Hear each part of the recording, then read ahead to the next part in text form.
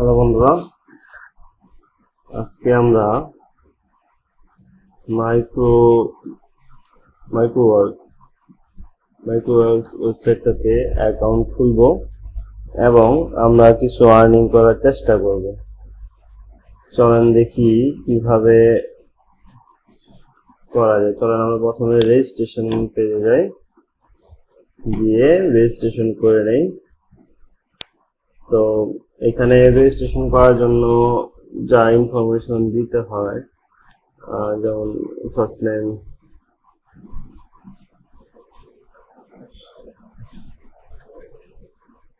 to ensure only genuine account are maintained in a platform per person IP computer allowed। আচ্ছা,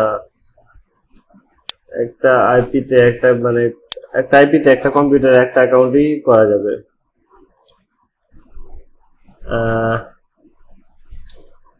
so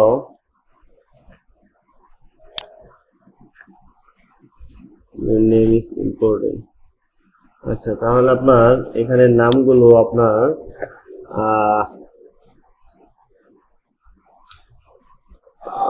NID নামগুলোই ব্যবহার করা better হবে, কারণ হচ্ছে যদি কোনো আপনার হচ্ছে আইডি কার্ড ভেরিফিকেশন চায় ফিউচারে, তাহলে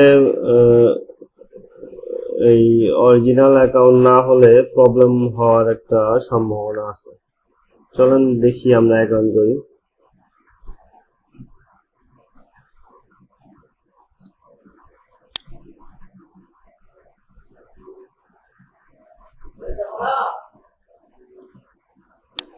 জেন্ডার হচ্ছে যেটা আপনার জেন্ডার, আসলে এইগুলো তো হইলো অপশনাল যেগুলো আছে, এগুলো আপনারা চাইলে দিতেও পারেন, নাও দিতে পারেন। তবে আমার কাছে মনে হয় যে দিয়ে দিলেই সবচেয়ে ভালো হয়। আচ্ছা আচ্ছা, mailing address. So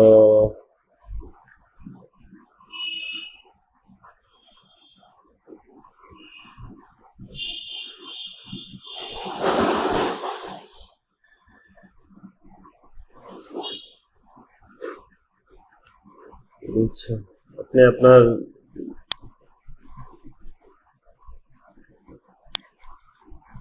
zip code নিলাম, সিটি,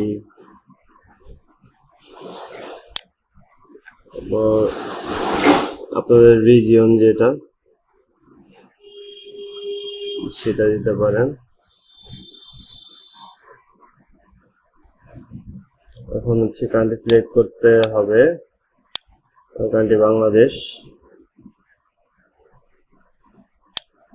আপনার চাইলে এই নিউজ লেটার, পে আপডেট, এগুলো যদি আপনার চান এগুলো টিক মার্ক দিতে পারেন। সেই ক্ষেত্রে আপনাদের ওই ইমেলে হচ্ছে যে বিভিন্ন ধরনের আপনাদের তাদের বিভিন্ন আপডেট সম্পর্কে বা তাদের অফার সম্পর্কে আপনাদেরকে হচ্ছে দিবে।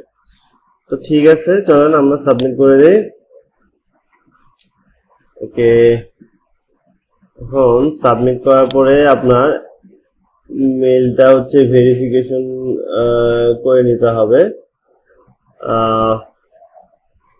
ঠিক আছে, চলেন আমাদের হচ্ছে ইমেল আইডিতে একটা মেল চলে গেছে, আমরা হচ্ছে এখান থেকে ইমেলটা ভেরিফিকেশন করে নেই। এই যে you have successfully created microworker account. এখন হচ্ছে এখানে ক্লিক করলে আপনার ইমেলটা ভেরিফিকেশন হয়ে যাবে।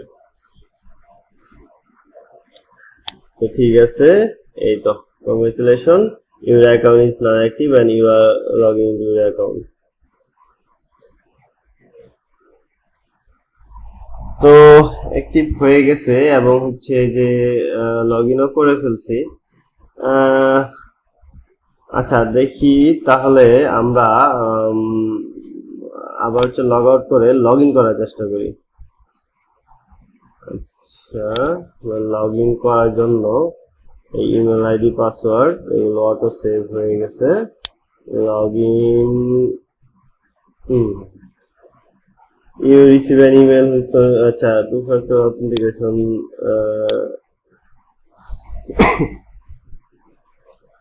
করতে হবে। আচ্ছা, ঠিক আছে। সেই ক্ষেত্রে এই যে এখানে বলতেছে যে আপনাদের একটা ইমেলে একটা কোড চলে গেছে, এই কোডটা হচ্ছে এখানে আবার দিতে হবে। এই যে আমাদের কোড, এটা দিলাম, কম্পিউটার ভেরিফাই, এই তো